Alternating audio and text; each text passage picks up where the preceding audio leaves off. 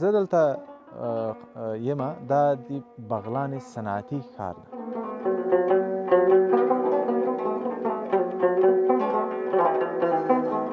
شرکت به عنوان یک فابریکه تولید شکر در سطح افغانستان یگانه فابریکه است که تولید شکر میکرد در سالهای متمادی، سالهای گذشته، و امسال هم خوشبختانه تونست یک کمپاین آزمایشی داشته باشه و یک مقدار شکر تولید بکنه.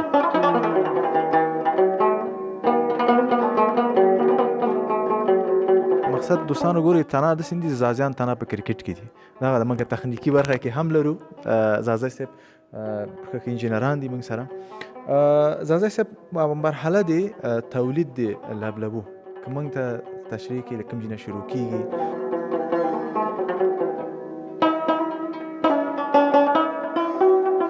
بالاخره یه عکس و چیزی از زیر روان کرد انجینر صاحب سردار در پاکستان.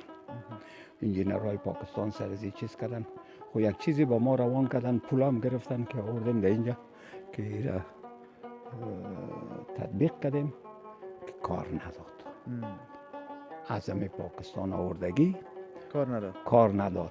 اینمی همکارای ما سابقه کار تجربه خود امیره گرفتن از یک دانه پایپی که بسیار اصلا ما خودم اول سرش هیچ باور نداشتم. ایره گرفتن آوردن میگه جور کردن دموجه انداختن که فوق العاده کار داد و کمپاین موسیقی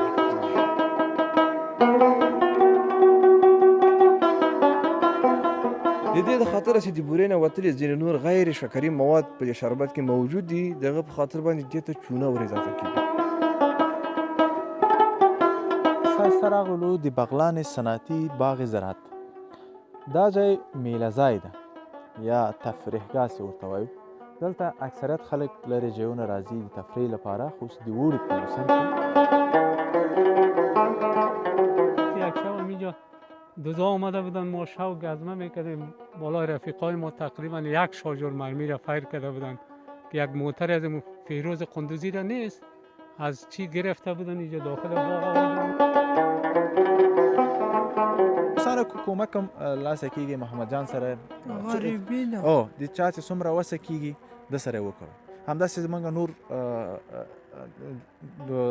موږ وطنوال دي چې هغوی وسه نه لري په دې زمي کې، کوشش وکړئ څومره چې وس رسېږي دوی سره کومک کوئ. ژمی ده، ډېر یخ ده، یعنې دلته که هوا تاسو اوس وګورئ دغه نه ماښام هم ده، نو هوا ډېره یخه ده او محدودي اوس هم ګورئ د بوجۍ خالي ده، نو دا شپه به چې دوی تخل تېروي نو دا به بس الله پاک.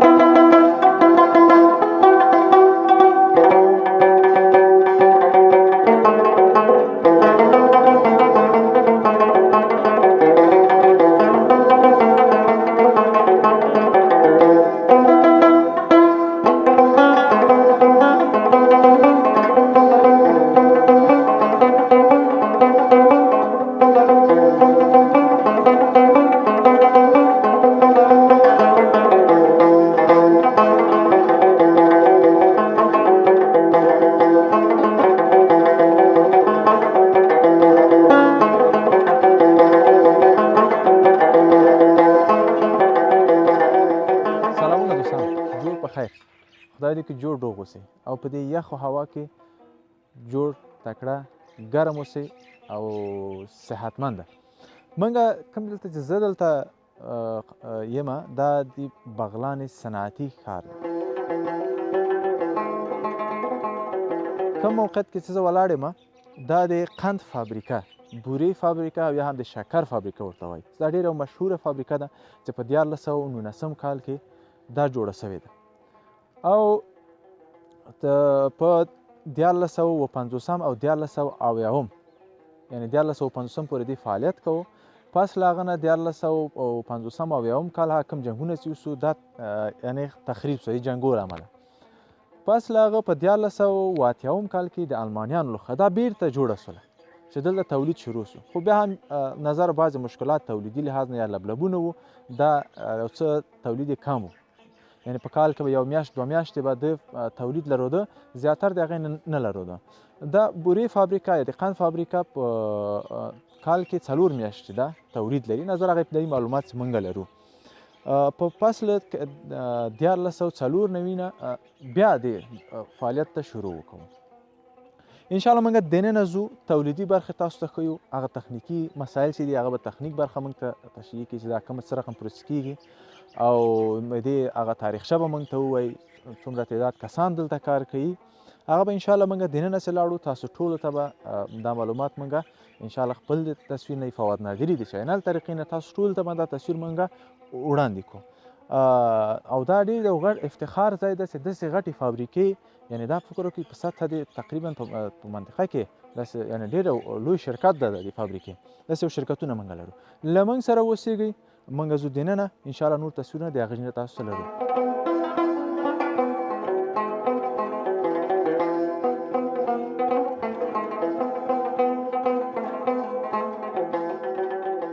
دوستان عزیز این بخش که شما تعمیر که میبینین این بخش ماشینری یا بخش تکنیک دیگه تولید میشه تولیدات صورت میگیره این بخش است که اینجا دروازه دخولیش هست. ما میریم که انشالله تصویرهای داخل به شما می داشته باشیم با ما باشین. سلام علیکم کاکا خوب هستی جان شما جور بخیر صحت شما خوب است؟ شکر. دورنده شب امیج هستن منظرم. بله. خودت امیجا کار میکنی؟ بله. اسمت چی است؟ امیر محمد. امیر محمد چه وقت اینجا کار میکنی؟ تقریبا فعلا خو 1 سال بشه پیش از 12 سال کار کردم. خب پیش از امارات. خب در امارات یعنی پس شما رو استخدام کردن؟ بله. خب اینجا کدام بخش خودت پیش میبری؟ خودم بخشی در بادر که یعنی مردم غیره نداره. خب بخش محافظتی شده دیگه. خب خیلی ما داخل میریم اجازه است داخل؟ اجازه است. خب دوستان ما داخل میریم. این بخش تولید این فابریک است که انشالله ما تصویر می داشته باشیم معلومات از این بخش با شما می داشته باشیم. با ما باشین انشالله تصویرهای از بخش های تولیدی و کسایی که در این بخش معلومات میتن با شما می داشته باشیم.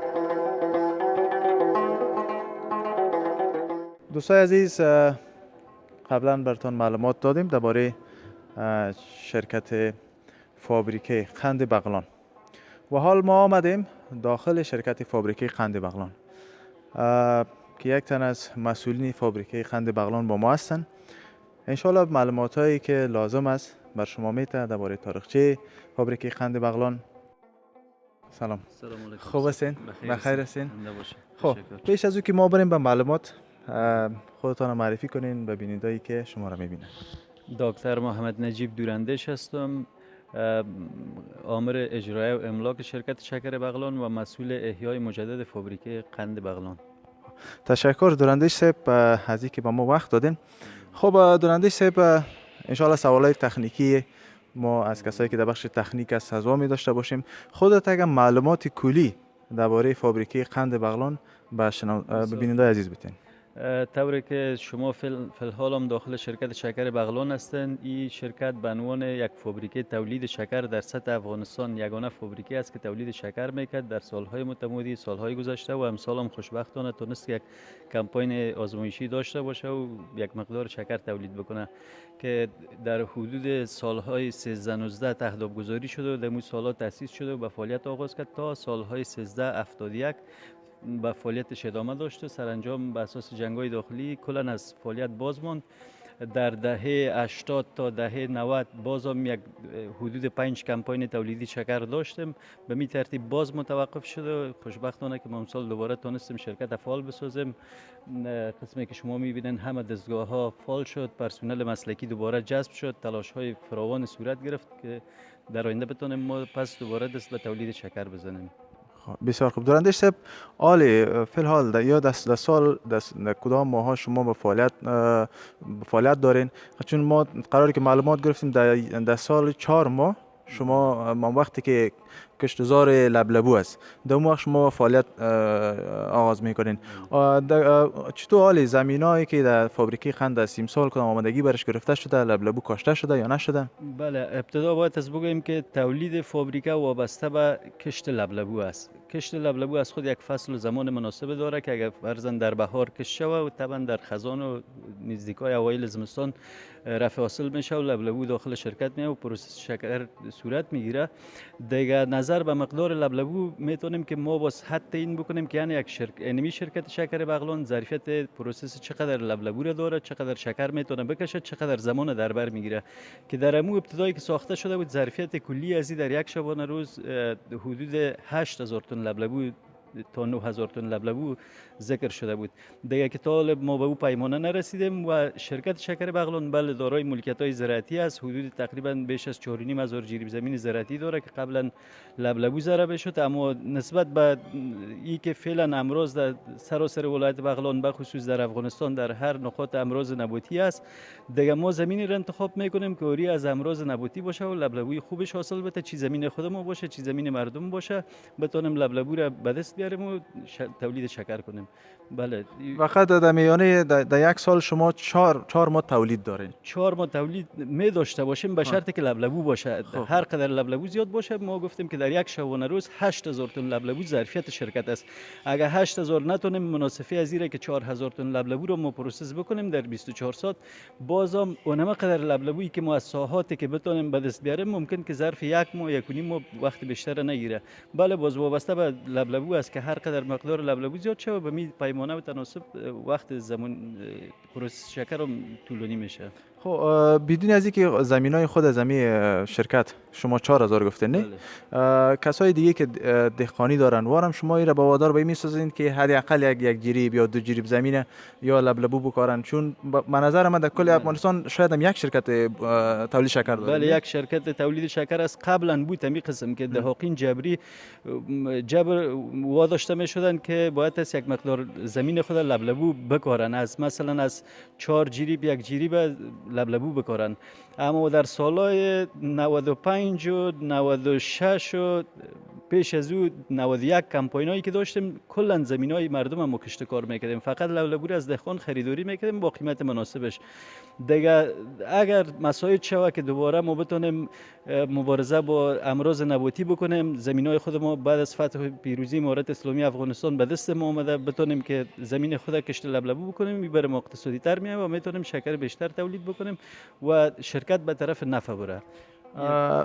درندش به کدام ماها تولید خود می کشتزار لبلبو است که بیننده مثلا بعضی بیننده هم وقت زمان لبلبو رو باید بفهمن؟ که پیشتر رو اشاره کردم، اگر ما در بهار کشت بکنیم در فصل بهار یا ماه حمل کشت بکنیم، در عقرب و قوس ما رفع حاصل میکنیم، لبلبو میاد شرکت و عموما کمپاینایی که صورت میگیره از عقرب کمپاین ما شروع میشه و بالاخره تا هر وقتی که لبلبو خاتمه بیفته کمپاین تولید شکر ما جریان می داشته باشه که در بازم وابسته به لبلبو است که چی وقت ما لبلبو به دست بیاریم.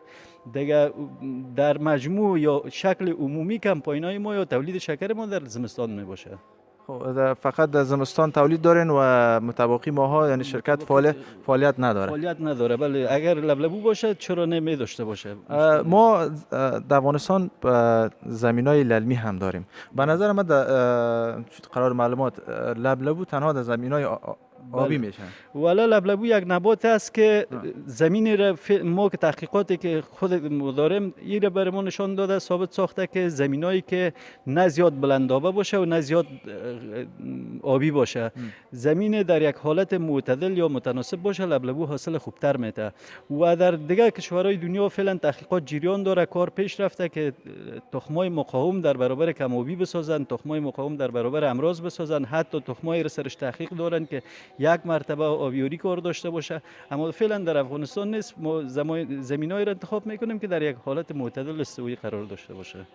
اگر ما امی 4000 جریب زمینی که از شرکت در افغانستان مربوط فابریکه قند میشه این کاشته شو آیا به تمام افغانستان امکانات ازی است که بس کنم و بره یا نه باز ما ضرورت داریم که هرگاه اینمی فابریکه شکر بغلان با مو ظرفیت اعظمی خود تولید بکنه یعنی که پیشتر گفتم در حدود 8000 تن یا 10000 تن در یک شبانه روز بازم در مو زمان که 13-20 بود و 13-25 تحقیقاتی که صورت گرفته بود 3% شکر افغانستان تکافو میکرد با اونمو ظرفیتش که متاسفانه نمیتونیم که اگر هر قدر تولیدم مطابق با ظرفیت فابریکان بالا ببریم بازم کافی نیست که حتی شکر ولایت ممکن که یک چیز رفع اقتصادی مشکل اقتصادی ما رفع بکنه اما به شکل کل نمیتونیم تا ای که فابریکه که در پولی ازی است قبلا در زمان جمهوریت داود خان میخواست که جور شوه ما از جور نشد و بالاخره متوقف شد کارش اگه قسم فابریکای دیگه در پولی ازی ساخته شود احتمالاً که ما از این وضعیت براییم و بتونیم خودکفا شویم از دیگه شکر در سطح افغانستان.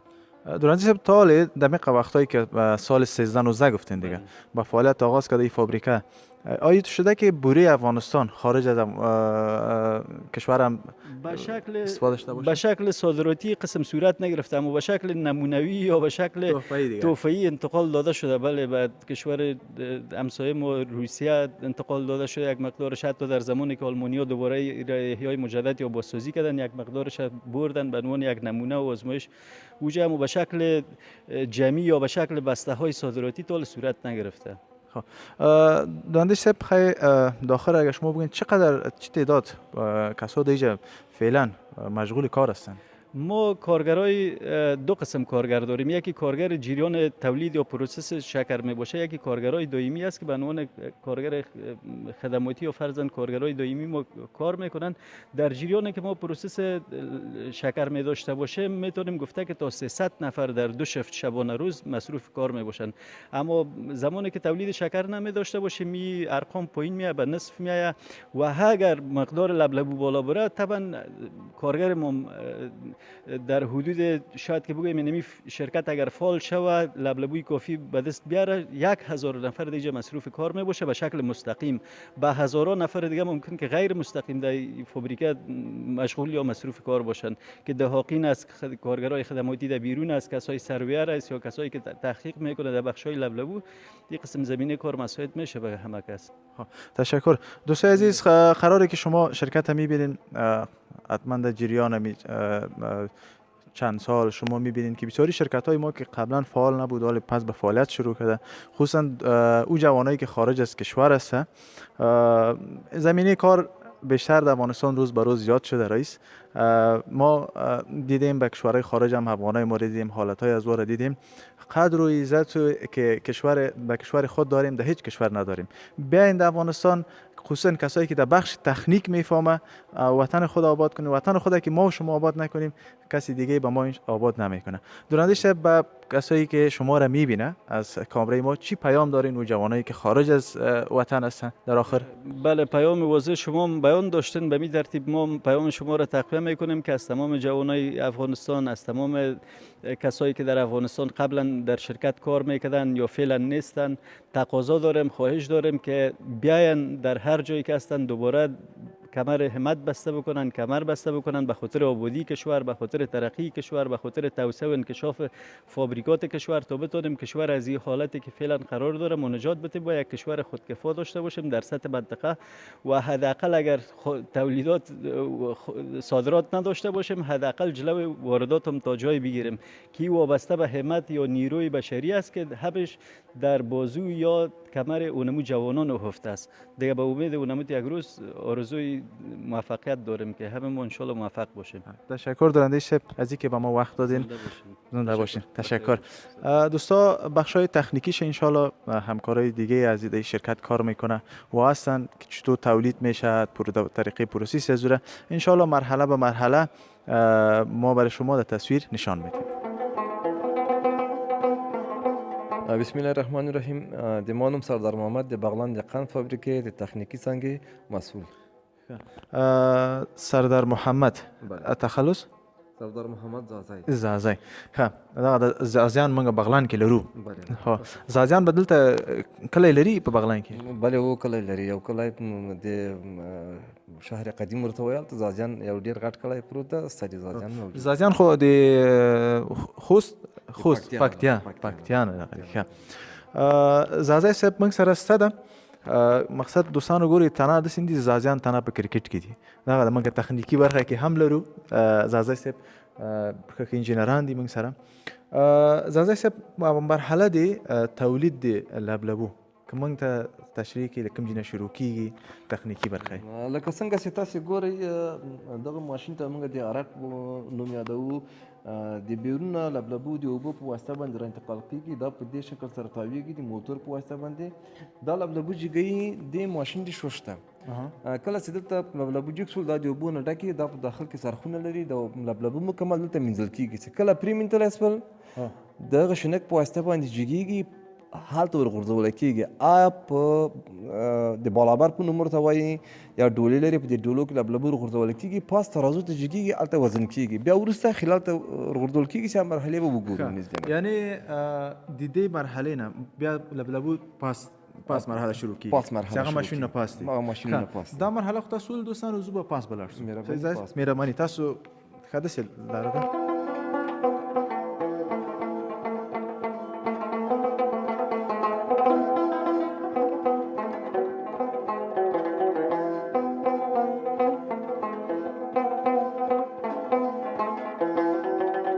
مخکې یادونه وکړله لبلبو چې کله هلته د شوش په ماشین کې پرېمنځلی سي د دې بالابر په واسطه باندې پاس جګیږي ترازو کې هلته وزن کیږي. کله چې وزن شول دا خلال ده. دې خلال ته ترازو لبلبو ورغورځول کیږي. هغه ماشین به یې که نه؟ دغه ماشین دا دواړه خلال دي. دا خلال دي. نو دا بنوبت چالانیږي او دواړه همزمان هم چالانیږي. دا لبلبو دلته خلال کیږي. بیا لاندې بله دستګاه ده چې د شیره کشي په نوم یادیږي. هلته د لبلبو شیره بیا ترې اخیستلی کیږي. د مرحلې نه بیا بله مرحله کته شروع کیږي. بیرته کته لاړ شو. بیرته کته ځو. موږ تاسو هلته مخکې سره وویل چې هغه شیره چې کله واخلي دغه دوه دیګو ته راځي. دا دواړه دیګې د مقیاس یا د اندازهګري دیګې دي. دلته هغه لابراتوار د دې هغه بیرکس یې ګوري هغه هدایت ورته ورکوي چې په دغه اندازه باندې بله یعنې په کومه درجه باندې ته اوبه خوشې کړې. کله چې د لابراتوار هدایت یې واخلي دوی د خپل کار ته شروع کوي. په دغه حالت کې دغه شربت دلته راځي د دې پی ایچ یا نورمال حالت یې د دې 6.5 ده. د دې د خاطر چې د بورې نه وتلي ځینې نور غیر شکري مواد په دې شربت کې موجود دي دغه په خاطر باندې دې ته چونه ور اضافه کیږي. حل سوي چونه یعنی چې د اوبو سره تعامل کړی کالسیم هایدروکساید ته جوړ شوی هغه چونه دلته ور اضافه کیږي. د دې د پی ایچ 1400 ته لوړیږي جګیږي. د دې د خاطر چې د دې دغه د پی ایچ تعادل مونږ بیرته را برابر کو جوړ کو بیا څه کوو بیا دا شربت راځي دې دستګاه ته راځي. دغه دستګاه دې دستګاه ته راځي. کله چې دې دستګاه ته راغی د دې دستګاه وظیفه دا ده چې د کاربن دای اکساید له ګاز سره دا شربت تعامل کوي. چې تعامل یې وکړي د دې پی ایچ نظر ما کوم نورم چې دلته تعیین شوی ده 11 یا 11.5 په دې دستګاه کې دا شربت له دیج نه وځي ځي پاس فلټرو ته هلته فلټر کیږي هغه خټه په فلټرو کې بندیږي هغه خالص شربت د فلټرونو نه تیریږي راځي. د دومې مرحلې له خاطره چې بیا هم په دې شربت کې کوم ګرد و غبار پاتې نه وي راځي دې دستګاه ته راځي. په دې دستګاه کې بیا هم یو مقدار د کاربن دای اکساید ګاز ورخوشي کیږي. دلته پی ایچ له 11 تر 9 الی تر 9.5 پورې تعیین کیږي. د دې خاطر چې کوم اندازه غبار چې په دې شربت کې پاتې چې بلار سو به ګورو دې لاندې فلټرو ته راځي. دا هم اپاز پرس فلټر ورته وایي دې ته مالش فلټر ورته وایي. دلته بیا فلټر کیږي. دلته چې فلټر سو دا شربت مکمل یو روڼ او ډیر پاک شربت خو دا شربت رقیق ده.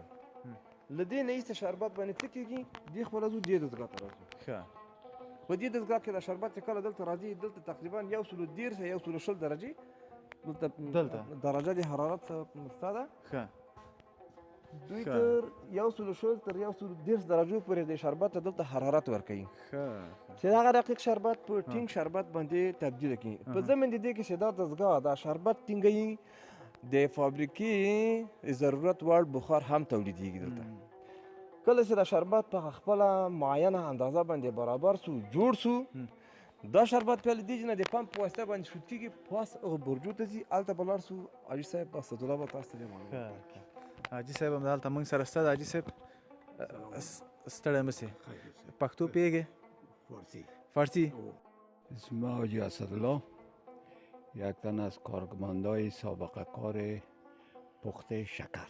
شکر شما دیگه یک چیز ما میشه از آدرس بلتا بودریگی تاسو امی یعنی شما وری کسایی که دیگه زیادتر عمر خود در این وطن صرف کردن خدمت کردن واقعا همی شما را که ما میبینیم زیاد انرژی میگیریم شما قهرمانای حقیقی و واقعی این وطن هستین یعنی بعضی انگیزهای منفی که در اکثریت جوانا ایجاد شده اما ببینین بینندگان عزیز این کسایی هستند که تقریبا بیشتر عمر خود صرف خدمت این وطن کردن اگر شما ببینین با معاش کیا دارن فکر نکنم که اما مشکلات اقتصادی از در یعنی اکثرت چیزا از مرفوع باشن اما بازم اما عشق و علاقه و محبتی که به این وطن دارن یا همیشه خدمت میکنن ما انشالله فقط ما چیزی که همیشه پیش خود داریم اواس ما میرسه یک دعاست اینمی که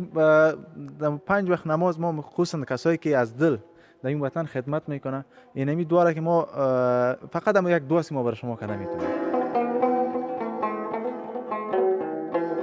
شیراز پیشتر یک موضوع را یا اشاره کردن که در بخش تکنیک یک مشکل پیدا شده بود که او را به نظرم خود افغانای ما و مشکل حل کرده یک کس نتونسته خب او را خود از زبان خودشان میشنیم اینطور بود که ما زمانی که به این مشکل مواجه شدیم از اینجا انجینر صاحب سردار محمد را عکسش گرفت به جرمنی روان کرد اونجا ما یک کس انجینر حشمت میگفت که در اینجا که ما کار کرده بود بسیار یک انجینر لایق و ورزیده خب متاسفانه که امروز در پالوی ما نیست تاسف میکنم این روان کرد در اونجا اونا که سل کردن در سو که انجینر حشمت خان در جرمنی را تب تلاش کرد کس حاضر نشد که ما ای را ساخته میتونیم بالاخره همی عکس یا چیزی از این روان کرد انجینر صاحب سردار در پاکستان انجینرهای پاکستان سر از چیز کردن خو یک چیزی با ما روان کردن پول هم گرفتن که آوردیم در اینجا که ای را تطبیق کردیم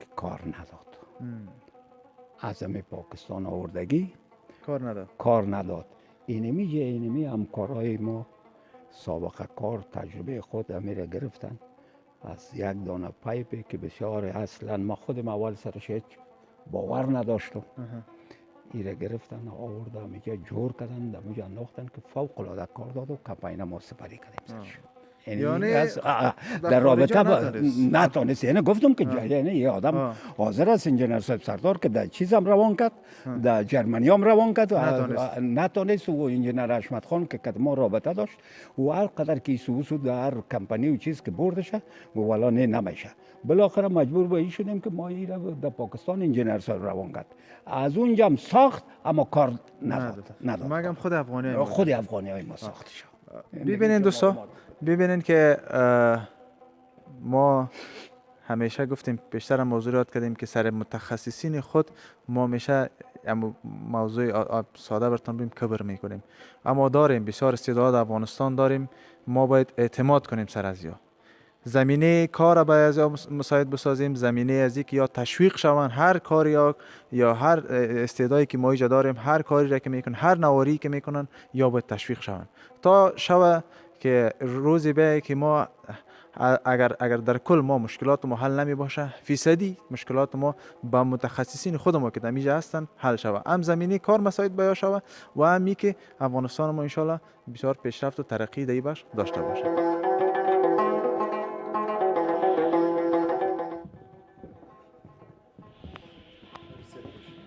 آقای صاحب شما پیش شوین که آقای صاحب میره.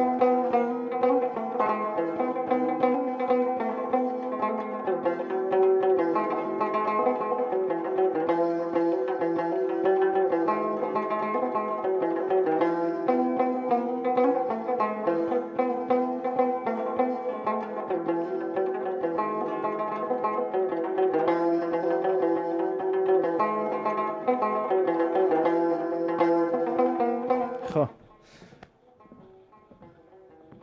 دوستان این بخش مسئولیتش شیرزاده صاحب داره. اسدالله شیرزاده. اسدالله شیرزاده که این بخش به شما تشریح میکنه. این بوره دیگه یک قدر یک پروسه کلان داشته. ما که میگیم کیلوی 70 روپیه میشه، بعضی وقت 80 روپیه میگیم چه قیمت است، اما حالی که میبینیم میگیم خب 200 هم بگیریم ارزان است. خب این بخش تشریح کنید شما. این بخش که میبینین این دستگاه به دو چیز تقسیم شده که این دو دستگاه شکر سفید تولید میکنه. خب این دو دستگاه خب از بقایای از این شربت سفید که میمونه به نام شربت سبز یاد میکنن که باز دوباره در اونو دستگاه به شکر زرد پخته میکنش که شکر زرد شما اگه دیده باشین که دوباره این شکر زرد به آن واحد در پایین او میشه با همراه شربت لبلبو مکس میایه که دوباره باز ما این استفاده میکنیم به خاطر که بقایای ازی ضایع نشه که از این شربت لبلبو یک جای میگیریمش پس این شکر سفید یعنی او زردم پس به سفید تبدیل میشه. بس او میشه ضایع نمیشه اگه این چیز کنی یک واگم تقریبا 300 تا 350 بوجی شکر سفید تولید میشه. اینالی از این بسیار مقدار زیاد شربت که از پالوی از این چیز جدا میشه خود طبعا قند داره تقریبا 30% 40% قند این میمونه که من با خاطر که دیگه ضایع نشه دیگه جای خود چیز نمیشه باز اقتصادی تمام نمیشه. این دوباره اینجا خلیفه است که شکر زرد پخته میکنه باز در پایین میره این ذوب میشه که ذوب شد اینجا با همراه شربت لبلبو مکس یک جای میایه که آمد پس دوباره این شکر سفید پخته میشه و اینمی سیستم کار پیش میره. یک چیزی که ما باید پرسان کنم ابی یک شکر داریم یک نبات داریم ما. این نبات هم اینجا تولیدش به این شکل یک پروسه داره یعنی او فرق میکنه او دیگه نیست. موضوع دیگه نیست. خب این ما باید بفهمیم دیگه نیست. بعد از این دیگه پروسه کجا شروع میشه؟ این مرحله که خلاص شد. این مرحله که خلاص شد. خب اینجا در پایین. خب پایین بریم. نه. خب اینجا وقتی که نمی شکر تکمیل شدی واقعا به قیام رسید که دیگه گنجایش نداره که ما شربت بگیریم ایره پرچاو میکنیم پایین اعلاش میکنیم بسیار ذخیرهای کلان از این پایین. خب این ایره که از اینجا پایین کردیم از بخش ما دیگه خلاص میشه. خب مترس نیست از بخش ما خلاص میشه مربوط سندرفوک میشه که سندرفوک ایره با سفید میکنه. خب سندرفوک دیگه پایین است. خب پایین میبینیم یا خب رایش شما بلد هستید دیگه. از اینکه در این منطقه هستیم که اینی چج است. چج بوده است که اینجا وقتی که سندرفوک ایره سفید کرد توسط اینی عرد این ترکایی میایه در این چج میگلده. این چج که افتید اینجا چج چالان میشه. ببینید خب اینجا سویج چالان میشه ایتو خب ایتو از نموج شکر میاره در اینجا غلبیل میشه یکم قلقه و چیز که می داشته باشه کلان اوش این طرف میره دیگه بوره خالص. چند ما در اصطلاح میانه یک چیز هم میگیم نه غلبیل میگیم چی میگن؟ چج و غلبیل این بازی چیز کلانش قلقه و چیزش در اینجا میغلطه توسط از این لور میده میشه از چج پایین این میترکایی میره در دولاز در اونجا ذخیره میشه کال میبینیم. اینجا ذخیره میشه زیر باز نفر از کارمند هست که میشینه ایره بوجی بکنن و دانش میدوزن. خب بوره دیگه نه آخرین مرحلهش دیگه همینجاست. بعد از اون دیگه باز در پایین از کجا این بوره میآید تا کجا با ما اینیش کار است کاکا همین مرحله آخرش فقط بوجی شو و ما استفاده کنیم. خب این ماشین که دانه بوجی را میدازد خب. باشه اینجا نفر از بوجی را میگیره بعد چیز اتومات میزنن با تقریبا به اندازه 50 کیلو در بوجی میآید که آمدی را خطا میده نفر از در کراچی میگیره اینجا میمونه ترازو ده اینجا میباشه طولش میکنه طول کرد تو اینجا ماشین خیاطی است که دانش میدوزه اینجا ذخیره میکنه خب این اینجا ذخیره میکنه 100 بوجی که شد این روک است در این روک چالان میشه این میبره در تاول خانه شربت سرش اعلا میکنه بعد از چند دقیقه این سرپوش سرش میمونه اینجا نفر مسلکیش سج میکنه که نالی به قیام رسیده امو شربت سبز که گفته او شربتش میره در تانگا در اوج ذخیره میشه از اوج توسط پمپ پس میاد در واکوم او شکری از این که چیز شد اینجا پایان میریزه که اینجا بالا میشه سردار بگی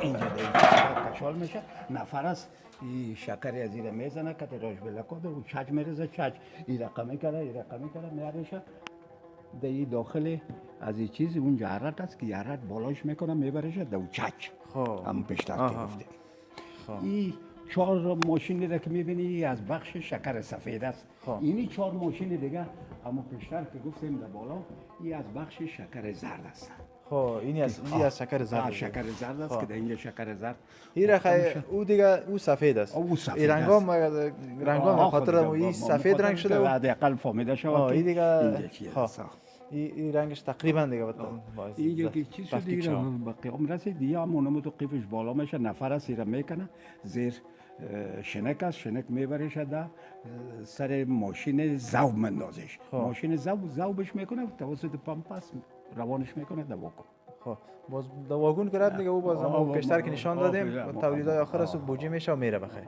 خب ناظر صاحب دا سنترفیوژ ورته وایي په دې معنا چې دا بوره دلته غني سازي کیږي ښه هغه شی چې د میلاس په نوم باندې دي دلته چې نه جدا کیږي هغه زیړه بوره چې ورته وایي میلاس یعنی چی میلاس د بورې هغه بقایا چې هغې نه اصلا نور استفاده نه کیږي خو په مالدارۍ کې مثلا په چاکلیټ سازی کې یا په نورو شیانو کې یا کوای چې الکول ته جوړ کې په سیفټي کې تبدیل کړي دا شیان چې نه جوړیږي هغه بیا جدا یعنی د انسان لپاره استفاده کیږي نه اما نور په نورو برخو کې صرف ګټه چې نه اخیستل کیږي په مالدارۍ کې ډېر ښه شی چې نه جوړیږي دغه نه هغه کې استفاده چې نه کیږي او زیړه بوره چې کله دلته غني سازي سوله او میلاس ته نه بیل سوله لکه حاجي صاحب چې مخکې وویلې دا بیا بیرته چې اوبه کیږي بیا د سپینې بورې د لبلبلو شربت سره ګډېږي بیا بیرته بیا سپینه بوره ته نه جوړېږي او هدف له سنترفیوز نه همدارسې بوره غني سازي دي بورې په همده ځای کې کیږي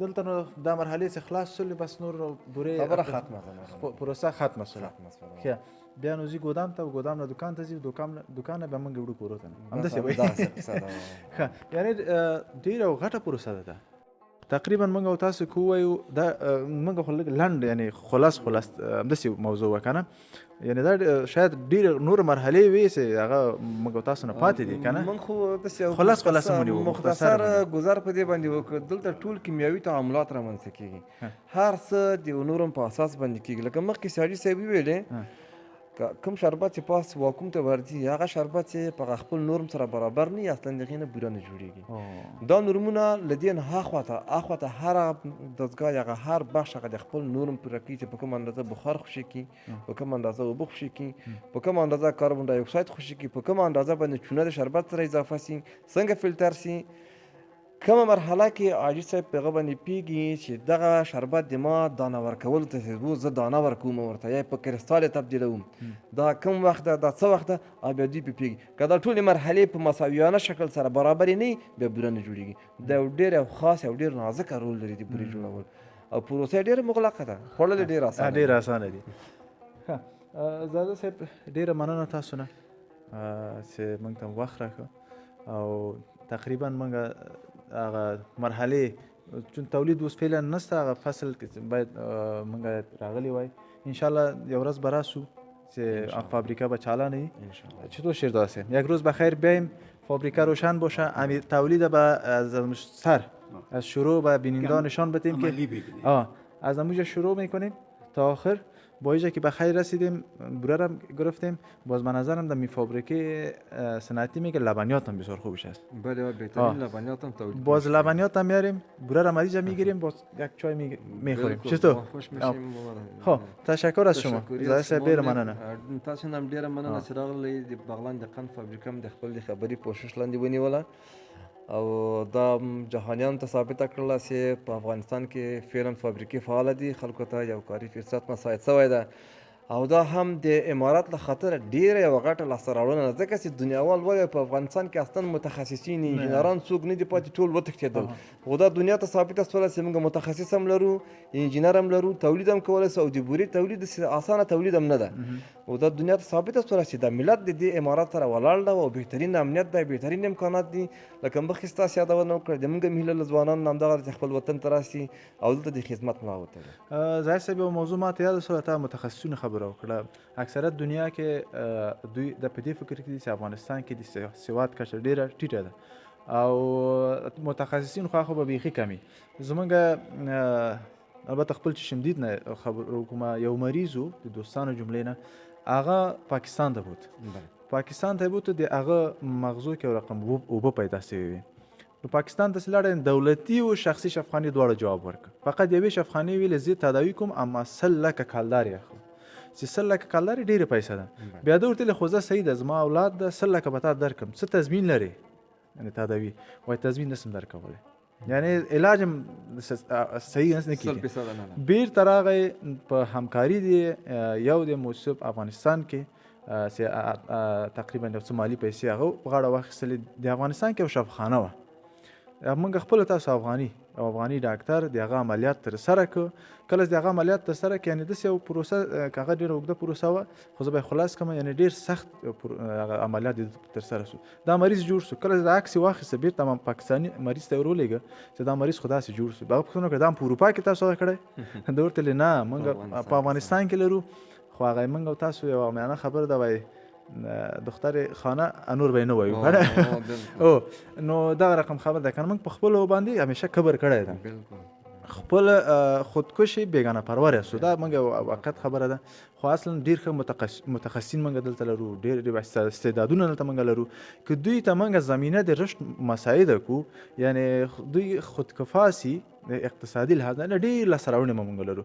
غټ مشکل په افغانستان کې دا چې متخصصین لرو اما اقتصادي مشکلات لحاظ نه د خپل کار نشي کولای سم مخته بوزي. خو موږ اعتبار په خپل چونه کو پردای موږ تاسو ته خدمت نه کوي. شاید دې شرکت ته به ډیر خارجان هم راغلي، خو نن نشته ده. تاسو پاتې استئ، تاسو ته خدمت کوي، تاسو دې وطن پیاد په ډیر کم مزد باندې. تاسو نه ډیره مننه. خدای مو آباد او ښاد لره. ډیر خوشاله اوسئ. تشکر شیرزاده صاحب، زنده باشین. خوش شدیم. تشکر. مننه. دوستانو دا پروسه د بورې ډیره غټه پروسه لرله او موږ تاسو کله استفاده کوو، یعنی ډیر ساده موږ تاسو فکر کوو. اوس هم ولده خو یو ورځ به ان شاء الله راسو او د دې ټول هغه پروسه به تاسو ته مرحله په مرحله چې کله د تولید وختي هغه به تاسو ته ان شاء الله ښکاره کوو. له موږ سره اوسئ. نور برنامه هم د فواد نادری چینل له وګورئ، لایک کمنټ هم لیاد او نوځي. مننه چې تر دې دمه له موږ سره وئ. تر بلې خپرونې پورې تاسو ټول په لوی او بخښونکي الله سپارم. الله مو مل شه.